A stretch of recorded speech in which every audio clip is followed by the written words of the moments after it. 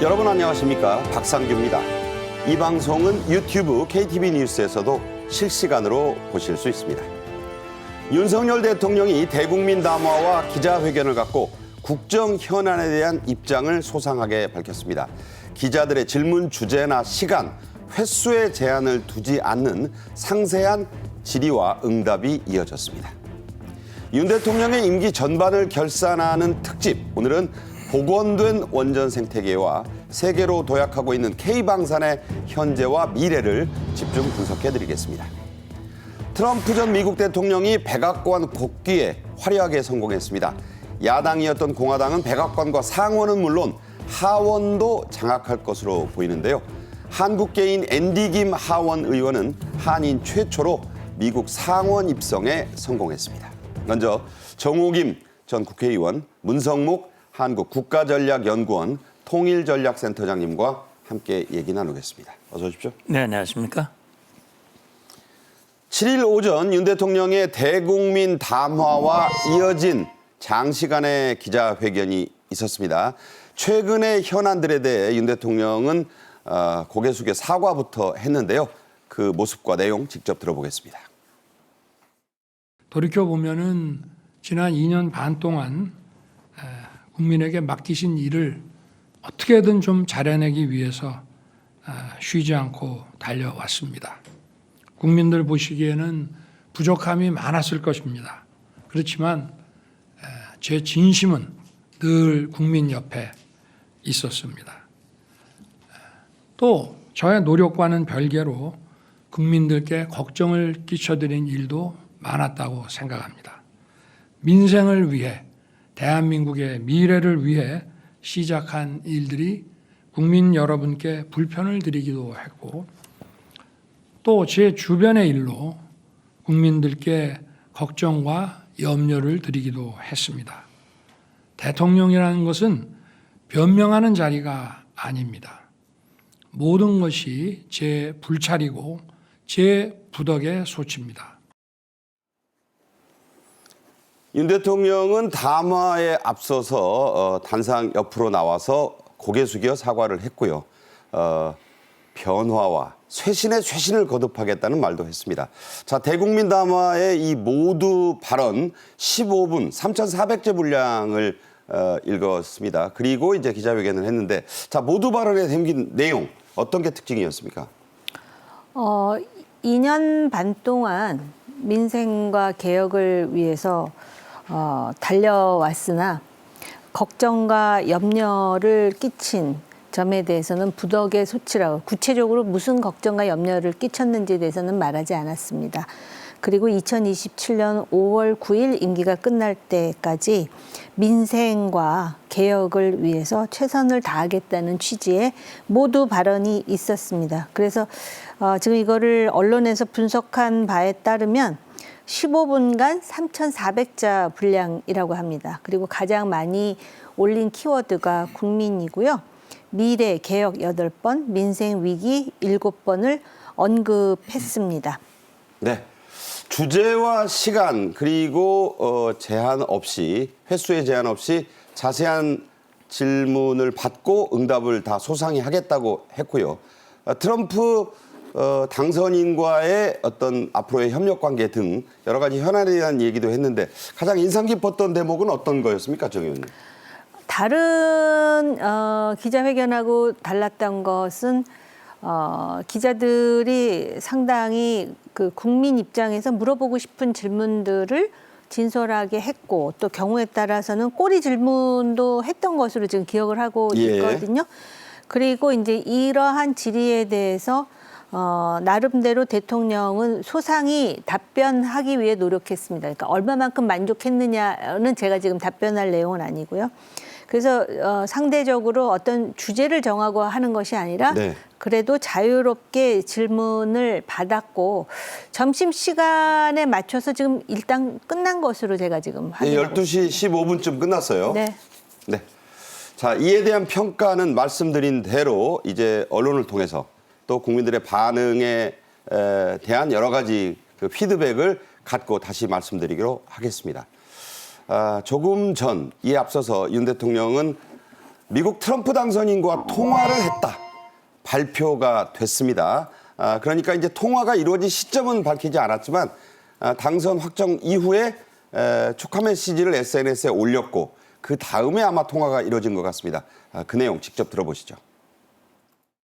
그리고 우리 대통령은 앞으로 한미 동맹이 안보와 경제 모든 영역을 아우르는 긴밀한 파트너십을 이어가자고 했고 여기에 대해서 당선인도 흔쾌히 한미 간의 좋은 협력 관계를 이어가기를 기대하고 있다고 하였습니다. 그리고 앞으로 양국은 인태지역, 한반도 그리고 글로벌 차원에서 공동의 리더십을 구축해 나가자는 데 뜻을 모았습니다. 네. 트럼프 전 대통령이 2기를 이제 시작하게 됐고요. 황금 시대를 열겠다. 아주 화려한 복귀를 지금 예고했습니다. 윤 대통령과 앞으로 새로운 한미 관계를 설정하고 또 우리나라에서 뭐 도움을 받을 것도 있다. 그 이전에는 압박이 위주였는데 이제 당선되고 나니까 여러 가지 그 비즈니스맨다운 그런 얘기들을 하기 시작했습니다. 자, 어떻게 들으셨어요? 네, 7일 오전에 윤석열 대통령과 트럼프 당선인 간에 12분 동안의 통화가 있었습니다. 한미 동맹도 굉장히 중요하고요. 또 대통령은 트럼프 일기 때 한국, 미국, 일본 간의 협력을 잘 다져놓았다라는 점을 부각시켰고 트럼프 대통령은 한미 간의 좋은 협력 관계를 이어가자라고 이제 화답을 했거든요. 사실 트럼프 대통령이 재선에 성공함으로써 마가 미국을 다시 위대하게 그리고 상당히 그 미국 우선의 신고립주의를 펴는 것에 대해서 동맹국인 우리로서도 좀 걱정되는 부분이 있습니다. 그렇지요. 있는데 그 선거 캠페인 중에 트럼프의 측근이라고 할 수 있는 마이크 폼페이오 전 국무장관이라든지 또는 밥 오브라이언 같은 사람들이 안보부 장관. 예, 워싱턴의 그 각국의 대사를 만나가지고 트럼프 2기 때는 좀 더 합리적으로 할 거니 걱정하지 말고 두고 보시라 또 이렇게 하기도 했다 그러거든요. 그러니까 그 이전이 일기 때 비합리적이었다는 점을 좀 자인하는 셈이 더 되는군요. 미국의 측근들도 모르겠습니까? 네. 지금 우리도 걱정 반 뭐 그런데요. 그런데 지금 트럼프 당선인이 도움을 받을 것이 있다라고 했다라는 것은 이거는 매우 완곡한 어법의 압력일 수도 있어요. 근데 굉장히 이제 그 비즈니스 마인드로 대외 관계를 다룰 것 같거든요. 우리도 대비해야죠, 전략적으로. 네. 바로 그와 관련해서 김태효 차장의 이어진 발언이 아주 주목받았습니다. 들어보시죠. 그리고 트럼프 대통령은 윤 대통령의 리더십에 대해 두루 잘 듣고 있다고 얘기를 했습니다. 그러면서 미국의 조선업이 한국의 도움과 협력을 필요로 하고 있다고 얘기하였습니다. 한국의 세계적인 건조 군함과 선박의 건조 능력을 잘 알고 있으며 우리의 선박 수출뿐만 아니라 보수, 수리, 정비 분야에 있어서도 긴밀하게 한국과 협력을 할 필요가 있다고 생각해서 이 분야에 대해서 앞으로 좀 더 구체적으로 우리 대통령과 이야기를 이어가기를 원한다고 하였습니다. 네, 반도체 공장을 미국에서 안 지으면 관세를 엄청 물리겠다. 이렇게 이제 후보 시절에 얘기를 하던 트럼프 당선인이 윤 대통령과의 통화에서 들으신 대로 미국의 조선업이 한국의 도움과 협력을 필요로 하고 있다. 자, 아주 색다른 말을 했어요. 네, 그래서 이제 한국은 이러한 것을 협조의 그 소재로 삼아서 한국이 미국에 대해서 어떤 그 지렛대를 행사할 가능성에 대해서 아마 이제 기대하고 있는 것 같은데요. 저는 사실은 좀 과문해서 그런지 이제는 반도체, 자동차뿐만 아니라 이제 그러면 뭐 저기 조선업도 미국에 와서 하라는 건가라는 우려가 들 정도로 사실 네. 이게 공화당뿐만 아니라 민주당 정부도 상당히 미국 우선주의라서 네. 우리가 굉장히 전략적으로 많은 고민을 해야 되는데요. 사실은 한국이 미국으로부터 받은 기술들이 많거든요. 예를 든다면 지금 윤석열 정부가 굉장히 이제 그 힘을 주고 있는 원자력 같은 경우 있잖아요. 네.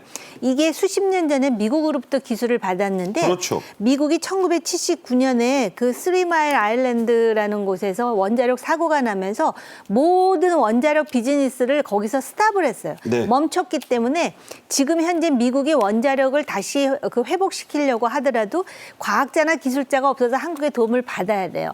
물론 핵심 기술 같은 걸 가지고 웨스팅하우스가 우리한테 시비를 걸긴 하지만 그래서 어쨌든 협력을 다지되 미국이 뭐 황금 시대를 자기네 나라의 황금 시대를 열기로 했다면 동맹국인 우리도 그 미국이 황금 시대를 열 때 우리도 같이 황금 시대를 열 수 있는 여러 가지 보관을 챙기면 될 것 같아요. 저는 오히려 트럼프 같이 명료하게 우리 국익을 위해서 뭔가 할 거야 할 때 우리도 오히려 그 행동 반경이 넓어질 수도 있다고 봅니다. 네. 이 비즈니스맨과의 협상, 트럼프 당선인은 협상의 기술이라는 베스트셀러도 썼잖아요. 오히려 기회가 있을 수 있습니다. 딜, 거래가 가능하기 때문이죠. 앞서 윤 대통령은 트럼프 당선인의 최측근으로 떠오른 일론 머스크의 X의 옛날 트위터죠. 축하 메시지를 올렸어요. 예, 아주 발빠르게 신속하게 당선이 확정되는 순간에 올렸거든요. 축하를 드린다고 그랬고요. 그동안 보여주신 이 트럼프의 강력한 리더십 아래 한미동맹 그리고 미국의 미래가 더욱 밝게 빛날 것이다라고 축하 메시지를 주었는데 이제 아마 앞으로 한국과 미국 긴밀한 협력이 이어질 것으로 기대가 되고요. 대통령실은 그렇게 얘기를 했습니다. 윤 대통령, 트럼프 당선인 소통 기회가 곧 마련될 것이다 그랬는데 실제 12분 통화가 이루어졌지 않습니까? 네, 꽤 길죠? 네. 예, 꽤 길게 통화가 됐고요. 아마도 직접 만날 기회도 그렇게 머지않아 마련될 수도 있다라는 생각이 드는데 저는 그렇게 봅니다. 지금 일기 정부를 우리가 경험을 했었고요. 근데 일기 정부는 우리 정부가 또 달랐잖아요. 네. 그때는 좀 한미동맹이 조금 엇박자가 나는 부분이 분명히 있었는데 지금은 우리가 달라졌기 때문에 저는 오히려 더 공고한 동맹이 될 것이고 의원님 말씀대로 이 트럼프 2기 정부는 트럼프가 1기를 경험했고 2기 한 번밖에 없는 이 임기를 멋진 역사에 남는 그런 기회로 삼지 않을까. 그게 또 우리에게는 기회가 될 수 있다는 생각이 듭니다. 네. 미국 대통령에 한 번 당선됐다 떨어진 뒤에 된 사람이 딱 한 사람이 있었습니다. 고종 때의 그로버 클리블랜드라는 대통령이었습니다. 한번 찾아보시면 어떤 사람이었는지. 미국에서 두 번째로 뚱뚱한 대통령이었습니다. 바이든 대통령의 퇴임 이전에 한미일 정상회의를 열 수도 있다는 얘기가 나왔어요. 자, 올해 안에 열 수 있죠? 예, 그럼요. 이제 내년 1월이면 바이든 대통령의 임기가 끝나기 때문에 바이든 대통령이 추진한 외교안보 정책 중에 굉장히 중요한 굵직한 그런 업적이 바로 한미일 안보 협력을 공고히 한 것이고 작년 8월에 캠프 데이비드에서 이 한미일 정상회담이 열렸습니다. 그래서 대통령실은 이제 연내에 한미일 3자 정상이 왜냐하면 1년에 한 번씩 만나기로 했거든요. 네. 이제 금년에 연내 추진 의지가 확고하다라고 얘기를 했고 이 회의 개최에 대해서 한미 정상의 의지가 확고할 뿐만이 아니라 일본의 바뀐 총리 이시바 시게루 신임 총리도 여기에 적극적으로 동의하고 있기 때문에 아마 연내 열릴 가능성이 높다. 거의 확정적이다 이렇게 봅니다. 네. 문제는 이제 연속성과 이 보장의 담보입니다. 인물이 바뀌거든요. 이시바 총리도 지금 흔들흔들하고 있죠. 지금부터는 윤 대통령의 임기 전반 특집 두 번째 순서 시작하겠습니다. 지난 정부에서 아주 깊게 박혔던 원전 대못들을 모두 뽑은 것으로 평가되는 원전의 완전 복원 공사부터 보겠습니다. 2, 1. 큰 박수로 함께 축하해 주십시오. 현재 고리 2호기, 3호기가 멈춰서 있고 내후년까지는 총 5개의 원전이 멈추게 됩니다. 원전이 더 늘어야만 반도체, AI와 같은 첨단 산업을 크게 키울 수 있고 에너지 안보와 탄소 중립 달성도 가능합니다. 정부는 원전 생태계의 완전한 정상화에 더욱 박차를 가할 것입니다. 이와 관련해 성태윤 정책실장의 5일 브리핑에 이 원전 생태계 복원의 청사진이 제시가 돼 있죠, 자세히? 네, 우선 그 소형 모듈 원전과 같은 신규 원전 건설을 계속해서 추진하겠다라는 것이고요.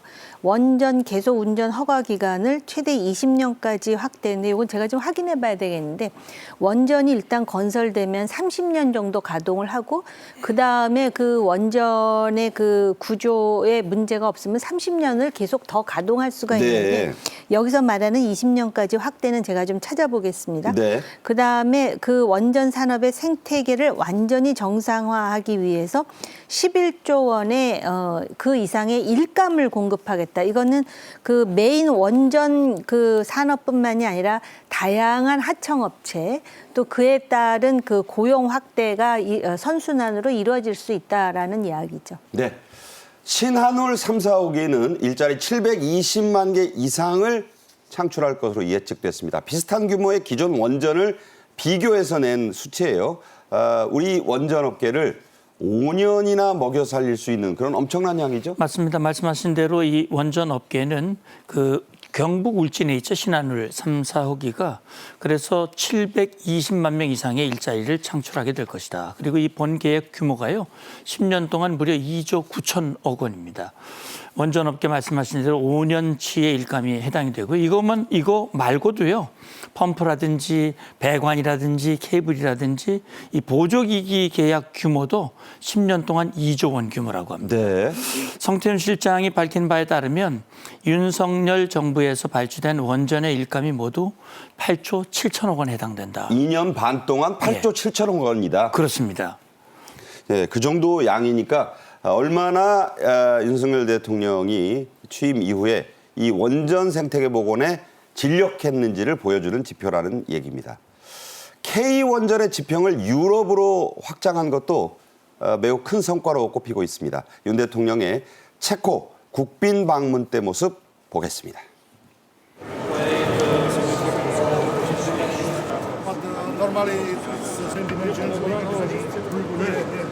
한국 체코 원전 전주기 협약식을 시작하겠습니다.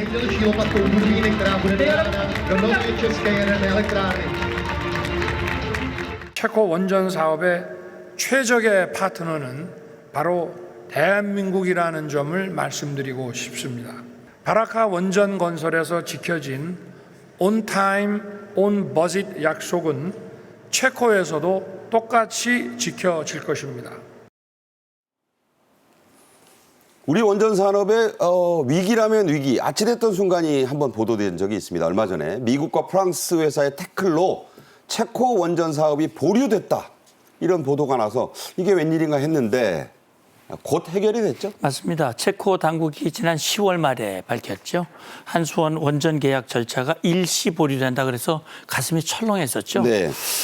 그런데 이게 이제 원인은 수주 과정에서 이제 경쟁했던 미국, 프랑스 회사들이 이게 제소를 한 거예요. 네. 그러다 보니까 일시적으로 보류가 된 것이지만 박상국 과기수석이 얘기했습니다. 실제 본 계약 진행에는 아무 문제가 없다. 네. 우리 국민 여러분께서는 안심하셔도 좋을 것 같다. 이렇게 얘기를 했습니다. 네. 자, 이제 두 번째 주제 얘기, 소주제로 넘어가 보겠습니다. 트럼프 2기 출범이 확정된 뒤에 우리 증권시장의 희비가 크게 엇갈리고 있습니다. 실제로 올라가는 주식, 울상인 주식이 지금 나타나고 있죠. 방산주들은 급등 추세입니다. K방산의 탄탄한 실적, 양양한 미래. 제가 그렇게 이름을 붙여봤어요. 예, 그러니까 표현이 적절해 보입니다. 제 의문이 맞습니까? 마음에 와닿고요. 네. 탄탄한 실적부터 말씀드리면 방산 수출이 2021년 윤 정부 출범 전에 72.5억 달러였습니다. 윤 정부 들어오면서 2022년에 173억 달러였거든요. 그리고 2023년에는 135억 달러였습니다. 그러니까 윤 정부 출범 후에 모두 308억 달러의 수출 실적이 있었거든요. 그러니까 탄탄한 실적이죠. 그런데 이제 이게 실적도 실적이지만 우리가 주목해 볼 부분은 뭐냐면 그 시장과 품목이 다변화되고 있다는 네. 거예요. 방산 수출 대상국이 2022년에는 4개였는데 이게 12개, 3배로 늘어났습니다. 3배. 예. 그리고 품목도요. 6개에서 12개, 2개로 늘어난 거거든요. 그래서 양양한 미래라고 말씀드리는 거는 품목과 이 대상 국가가 늘어나기 때문에 앞으로 이 지상 장비에서 공중 수중 장비로 늘어나게 되면 이 가성비가 훨씬 높은 덩치가 큰 그런 방산 수출로 늘어나기 때문에 양양한 미래라고 하는 표현도 적절한 표현이다. 저는 그렇게 생각이 듭니다. 우리 센터장님은 바로 알아듣는 이 옛날 세대시지만 네. 제가 양양안이라 그랬더니 네. 저 양양 안 갔다 왔는데요 하는 젊은 세대가 있더라고요. 예. 그러니 참 바다처럼 넓다는 뜻입니다. 윤 대통령은 방산 수출 전략 회의를 직접 주재해 왔습니다. 작년 12월에 열렸던 회의 때 발언 직접 들어보시죠. 방위 산업은 우리의 안보와 경제를 함께 뒷받침하는 국가 전략 산업입니다. 방산 협력은 단순히 완제품 수출을 넘어서 후속 군수 지원, 공동 연구 개발, 교육 훈련에 이르기까지 협력의 범위를 확장하고 있고 나아가 국방 협력이 기반이 되어야 합니다.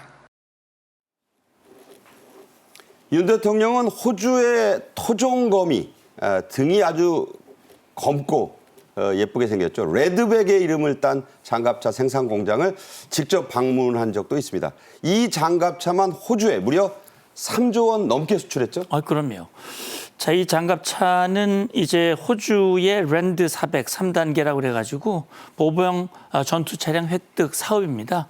이 사업인데 129대 금액으로 우리 돈으로 3조 1,500억 원이거든요.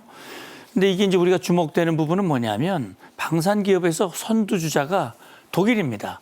독일의 링스라고 하는 장갑차하고 유명하죠? 치열하게 경쟁을 했는데 호주군이 최종 낙점을 우리 한화의 레드백으로 결정을 한 거거든요.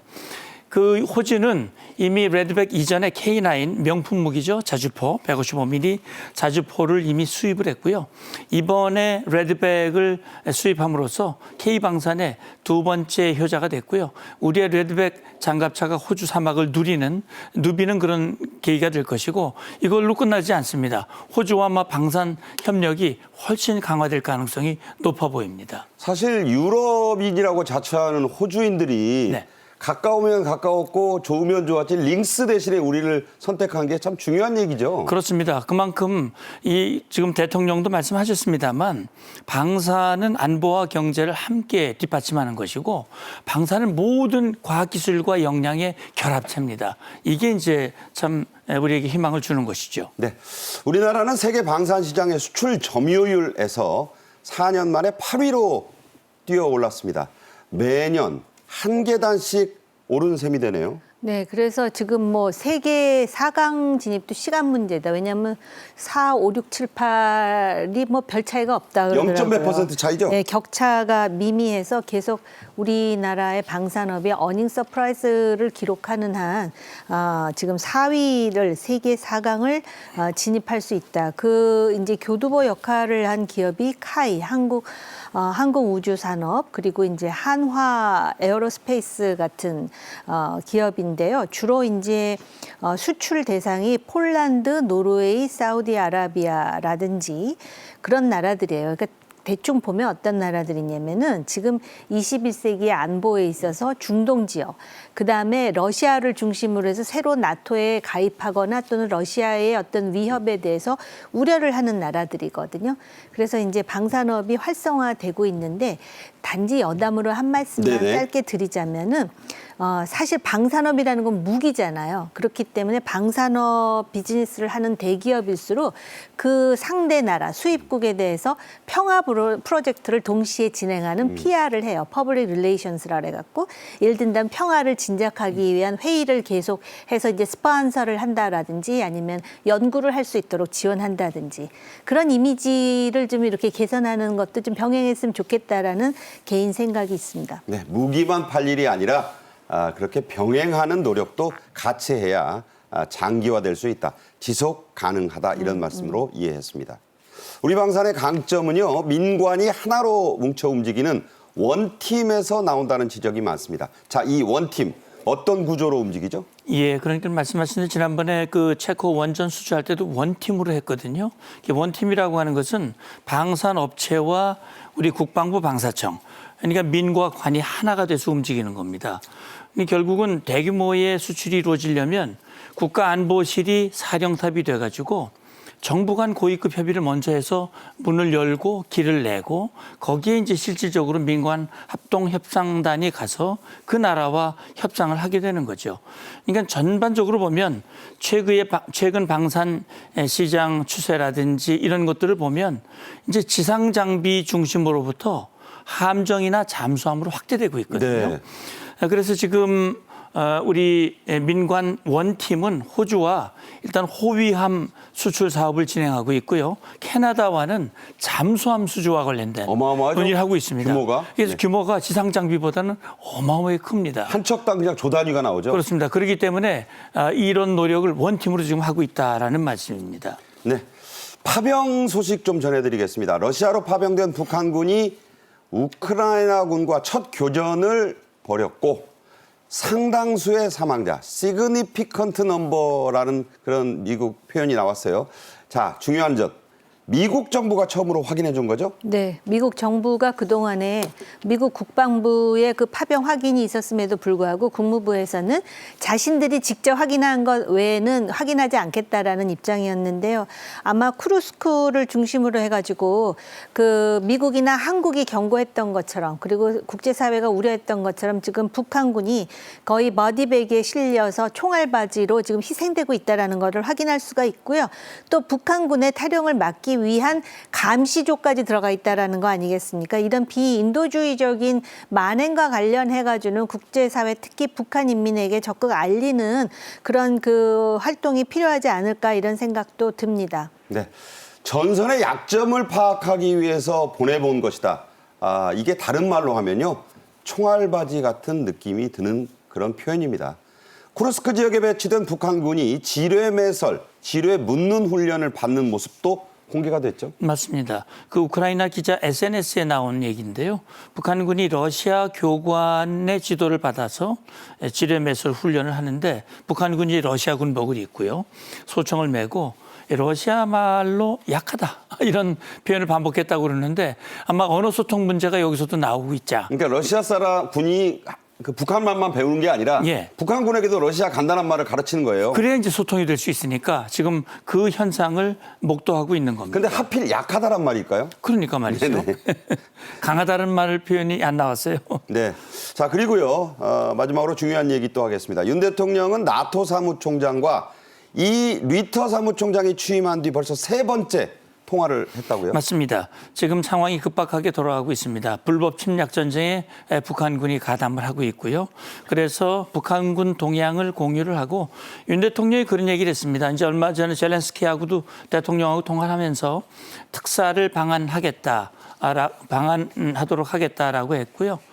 나토와 긴밀하게 소통하겠다고 얘기했고 여기에 리터 사무총장은 한국 등 가치 공유 국가들과 연대를 더 강화하겠다. 우리 정부 고위 관계자도 이제 고위 관계자는 지금 앞서 말씀하셨습니다만 본격적인 전투가 개시된 것 같지는 않다. 교전은 있었다는 거죠. 교전은 있었지만 그것이 대규모인지는 좀 더 지켜보겠다고 하는 그런 입장을 밝히고 있습니다. 네. 트럼프 당선인의 이 집권으로 전쟁을 끝내겠다고 하는 그 공약을 했기 때문에 우크라이나 이 전쟁 상황도 급변할 조짐을 보이고 있다는 점 지적드리면서 문성국 센터장과는 여기서 인사를 드리도록 하겠습니다. 잘 들었습니다. 감사합니다. 트럼프 2기가 더 강력하고 압도적인 모습으로 돌아오게 됐습니다. 한국계 최초의 미국 상원 의원이 선출됐고 우리 정부의 대미 정책과 통상, 금융 전략에도 큰 변화가 불가피해졌습니다. 먼저 영상으로 보겠습니다.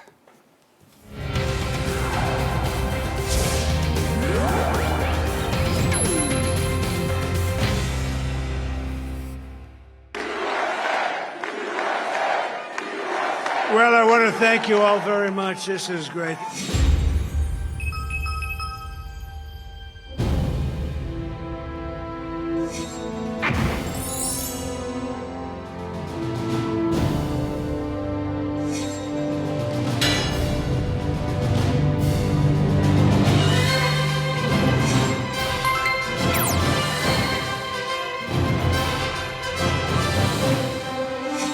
정부는 우리 안보가 한치의 흔들림이 없도록 워싱턴 신행정부와 완벽한 한미 안보 태세를 구축해 나갈 것입니다.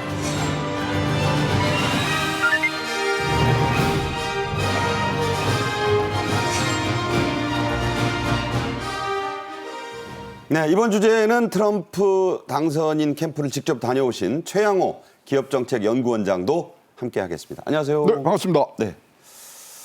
미국 여론조사 기관의 3연속 참패였습니다. 전혀 못 맞췄어요. 오히려 도박 사이트들이 완승했다. 이런 평가가 나옵니다. 자, 왜 이렇게 됐을까요? 미국 선거가요, 지금까지 뭐 한 10여 년 동안 이 전문가들의 무덤이 돼버렸어요. 네. 다 못 맞히고 뭐 샤이 트럼프부터 뭐 하고 그러는데 뭐 나라가 크다 보니까 표본조사를 하는 게 잘 안 맞은 부분들이 있고 더 밑에까지 가야 되는 그런 거는데 뭐 거기는 엄청난 이 자금이 필요하니까 굉장히 표본조사를 위주로 해서 하다 보니까 이것들이 좀 많이 어긋났고 사실 도박 사이트는 뭐 바로 현장에서 얘기를 듣고서 하는 거 아닙니까? 그리고 돈을 걸잖아요. 네, 돈을 거고 자기 돈이 들어가니까 또 솔직하게 얘기를 하고 그다음에 이번에 이제 경제적으로는 굉장히 재미난 현상이었는데 지난 15년, 16년간 한 번도 안 틀린 경제 지표가 있는데 이번에 틀렸어요. 뭐죠? S&P 500이 8월부터 10월까지 상승을 하면 그게 올라가면 여당 후보가 민주당이. 되는데 집권 여당이 다 되는데 이번에 안 됐잖아요. 해리스가 떨어졌죠. 떨어졌죠. 네. 근데 마지막으로 10월 마지막 주에 이제 S&P 500이 떨어지는 거 갖고서 얘기를 하는데 그 정도로 박빙이었고 이런 상황이었는데 깨보니까 너무 손쉬운 압승이 되어버렸습니다. 네. 트럼프 당선인은 이른바 골든 에이지의 시작을 선포했습니다. 이 골든 에이지란 말 영국의 엘리자베스 1세 여왕이 썼던 그런 표현입니다. 영화 제목도 있죠. 자, 화려한 수락 연설이 있었습니다. 직접 들어보겠습니다. Frankly, this was, I believe, the greatest political movement of all time. There's never been anything like this in this country and maybe beyond. But it's a political victory that our country has never seen before, nothing like this. I want to thank the American people for the extraordinary honor of being elected your 47th president and your 45th president. 네, 자신감에 넘친 수락 연설이었습니다. 미국 대선 지도를 보면요, 블루월, 이른바 민주당의 그 장벽, 아성이었던 파란 그 성이 있었는데 빨간 물이 다 잠식해가지고 파란 점 몇 개 떠 있습니다. 대선과 함께 치러진 상하원 선거에서도 공화당 우위 확실하게 확인이 됐어요. 네, 4년 전에 바이든이 당선될 때도 민주당이 상하원을 석권했었던 그 기록이 있는데요. 그때는 차이가 얼마 안 났죠. 근데 이제 차이의 문제를 떠나서 바이든이 비록 이제 그 노쇠한 그런 어떤 행태 때문에 중간에 후보직을 포기하기는 했지만 그래도 그의 긴 정치 어떤 역정 속에 합리성에 대한 신뢰가 있었거든요. 근데 이번에 트럼프가 당선됐는데 상하원까지도 이제 공화당 차지가 됐다라는 것의 함의에 대해서 우려하는 목소리도 굉장히 크거든요. 일단 트럼프 2기는 굉장히 탄력을 받고 트럼프는 자기가 하고자 하는 일을 거리낌 없이 원래 이런 상황이 아니라도 거리낌이 없는 그런 그 성정을 가지고 보여지고 있는데 브레이크가 없겠네요. 그렇습니다. 그래서 아마 미국 사람들은 그걸 기대하는 것 같아요. 아마 미국을 위해서는 뭐든지 할 수 있다. 그러니까 소위 좀 창피해도 트럼프를 가서 몰래 뽑는 샤이 트럼프가 있었던 것이 아닌가 그런 생각마저 드네요. 트럼프 당선인은 실제로 당선된 그 당선 이전의 유세에서 취임하는 날 여러 가지를 하겠다고 했습니다. 사람들을 뭐 이제 다 쓸어내겠다 이런 얘기도 했고, 뭐 전쟁을 24시간 안에 끝내겠다. 어떤 전쟁이겠습니까? 우크라이나 전쟁을 종식시키겠다는 그런 말이라 젤렌스키 대통령이 지금 바짝 마음이 졸았다고 합니다. 트럼프 당선자는 과거 로마 제국의 원로원에서 이름을 따온 상원 압승에 매우 고무됐고 큰 의미를 부여했습니다. 직접 들어보겠습니다. America has given us an unprecedented and powerful mandate. We have taken back control of the Senate. Wow, that's good. So I just wanted to thank you very much for that. And you have some great senators and some great new senators. And it also looks like we'll be keeping control of the House of Representatives. 자, 상황이 이렇게 가니까 백악관, 상하 양원을 모두 틀어지게 된 트럼프 2기는 이러다 독주하는 거 아니냐 우려를 실제로 좀 하는 분들이 있어요. 어떻게 보세요? 지금 미국 시장에서도 저거는 굉장히 우려하는 상황입니다. 미국 시장에서 제일 좋은 거는 대통령과 하원을 갖고 이 상원을 다른 당에서 하면서 견제하는 것들을 제1의 시나리오로 보는데, 그러니까 하원이 돈을 세입 세출을 결정하니까. 예, 그다음에 입법을 하잖아요. 거기는. 그거는 좀 예. 이제 다른 당이 했으면 좋겠다. 예. 그런데 뭐 하원이고 상원은 이제 국가 외교 뭐 이런 것들을 하기 때문에 대통령과 하원이 되는 건 두 번째 시나리오. 뭐 이런 것들을 지금 뭐 얘기를 했는데 어쨌거나 지금 강력한 힘을 갖게 되고요. 또 오늘 새벽에 뭐 캠프 측 사람들하고 뭐 얘기하다가 뭐 농담으로 하는 얘기겠지만 트럼프는 재선을 걱정할 거 없다. 자기가 하고 싶고 자기가 추진하던 걸 강력하게 추진하겠다는데 그건 좀 섬뜩하더라고요. 그러니까 실제로 트럼프 대통령은 이제 임기를 2번 했기 때문에 네, 재선을 하기 못하죠. 때문에 예. 다시 나갈 수는 없죠. 그렇죠. 근데 트럼프가 이번에 기록을 깬 게 3가지가 있어요. 첫 번째, 최고령입니다. 왜냐하면 바이든은 11월생이고 여기는 6월생이거든요. 그러니까 5달 먼저 최고령 대통령이 된 기록이 하나고요. 네. 두 번째, 100여 년 넘게 임기가 이어지지 않는 대통령이 됐어요. 한 번 했다가 나중에 두 번째를 한. 그러니까 아까 얘기한 고종 때 클리블랜드 그렇죠. 대통령 이후니까요. 네. 그다음에 미국 최초의 형사 기소된 후보가 당선된 최초의 기록을 남겼습니다. 자, 이와 관련해서 이 유죄 판결, 허쉬머니 스캔들이라 불리는 입막음 판결은 대선 때문에 지금 멈춰 있는 거잖아요. 이 부분이 논란이 될 수 있어요. 어떻게 보십니까? 미국이라는 나라의 민주주의에 대해서 우리가 수백 년 이어진 민주주의이기 때문에 역사가 굉장히 길다고 생각을 하는데 이거는 민주주의의 역사 이전에 권력 운영의 문제거든요. 네. 근데 트럼프의 권력 운영은 저 사람이 미국인이 맞아? 저 사람이 정말 그 미국 헌법과 법률의 정신과 가치를 알아 할 정도로 상당히 그 뭐라 그럴까 그 정상 상계를 벗어난 행동을 네. 많이 하잖아요. 그렇기 때문에 어떤 그 물밑에서의 어떤 정치, 권력, 그다음에 아까 그 딜 메이킹을 얘기하셨잖아요. 협상의 기술. 네. 뭐 여러 가지를 활용해서 본인을 스스로 사면하는 거에 거리낌이 없을 것이다. 이른바 그렇게 셀프 예상하고 사면이 있어요. 가능합니까? 얼마든지 가능한 사람이에요. 뭐는 못하겠습니까? 그리고 사실은 처음에 대통령 당선될 때도 그렇고 이번에도 그렇고 저 사람이 이제 더 이상 안 되겠다 이번 선거에서 하는데 결국은 살아남아가지고 당선을 하지 않습니까? 그런 거 봐서는 우리가 동맹국이니까 하고 박수치기 이전에 우리한테 그 당면할 도전이 무엇인지를 생각하는 그런 전략이 필요해요. 자, 짧게 네. 경제적으로 우리가 마냥 뭐 좋아할 일이 지금 아니거든요. 네. 실제로 닥친 이 트럼프의 어떤 집권을 앞두고 우리 경제가 해야 될 가장 포인트는 뭘까요? 우리 이제 관세 부분이 제일 지금 뼈아플 수 있고요. 그다음에 이제 칩스법인데 칩스법은 원래 시작이 트럼프부터입니다. 그렇기 때문에 걱정을 안 하고요. 관세 부분은 이거는 우리가 진짜로 줄 거 주고 받을 거 받아야 되는 지금 부분들이고요.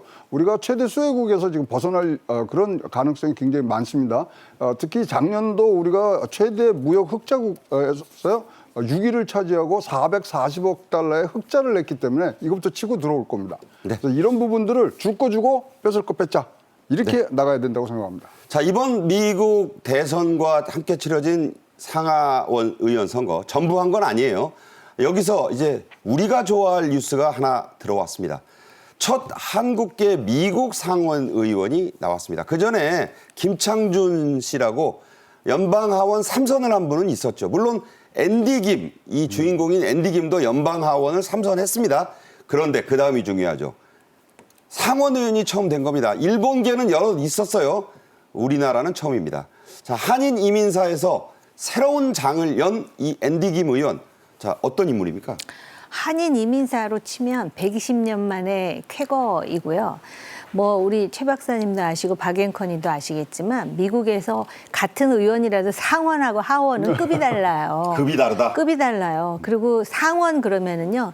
그 각국의 대사들도 상원 만나기 쉽지 않습니다. 네. 그런데 42살의 약관으로 지금 상원 의원이 됐다라는 것은 비록 미국인이에요. 이 사람 미국인이긴 하지만 우리가 얼마든지 박수 쳐줘도 부족하다라고 생각할 정도의 정말 기쁜 일이고 이 사람이 이라크 전문가일 뿐만 아니라 외교 안보에 대해서도 목소리를 낼 수 있는 정치인입니다. 네. 그런데 미국의 그 외교 안보 정책에 있어서 한반도 문제는 매우 중요하거든요.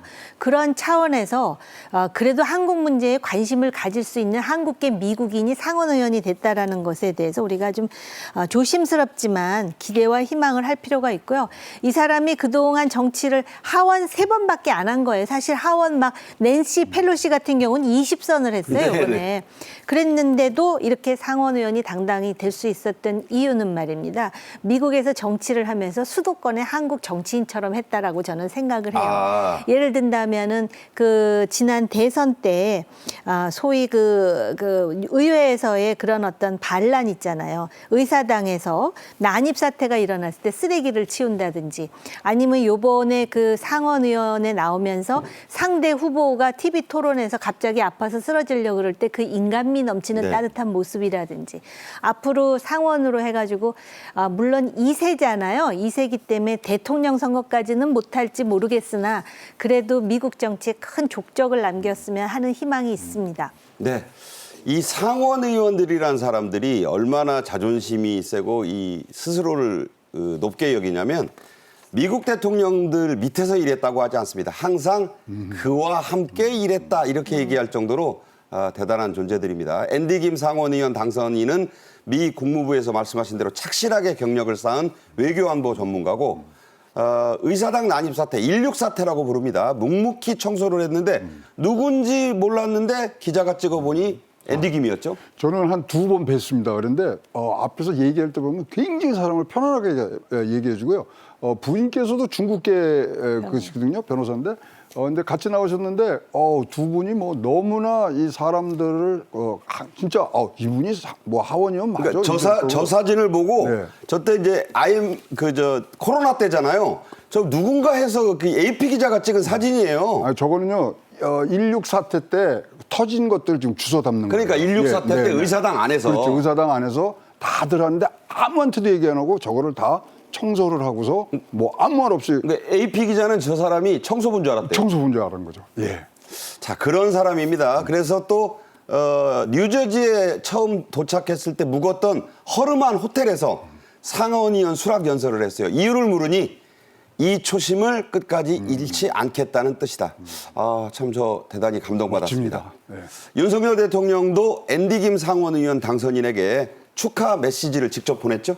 네, 역사를 만드신 것을 축하한다. 한국 동포 사회도 영감이 되고 있다라는 축전을 보냈고요. 그 미국과 관련해 가지고 시민권 있는 미국인, 그다음에 시민권 없는 우리 교포 이렇게 나눠지는데 우리 그 동포재단에서는 아무래도 유권자들한테 굉장히 관심을 많이 갖는 것 같은데 사실은 한국 선거의 유권자는 아니더라도 외국에서 이렇게 뿌리를 내려가지고 그 자랑스러운 어떤 한국인의 이미지뿐만 아니라 결과적으로 한국인의 국익에 도움이 되는 이런 분들이 있어요. 이런 분들을 잘 챙기는 게 소위 유태인들이 맞아요. 그리고 대만 사람들이 미국이라는 강력한 나라에 대해서 하는 다양한 활동이 있습니다. 그 활동에 맥을 같이 하는 거예요. 네. 이 소식을 함께 기뻐해야 되는 이유는 많은 또 정치 지망생인 한인들에게 희망을 주고 자, 상원의원 다음이 뭐냐? 미국에서는 바로 부통령, 대통령이라고 생각합니다. 앤디 김을 보고 꿈을 키운 한인 등에 미국에서 태어나면 미국 대통령도 될 수 있습니다.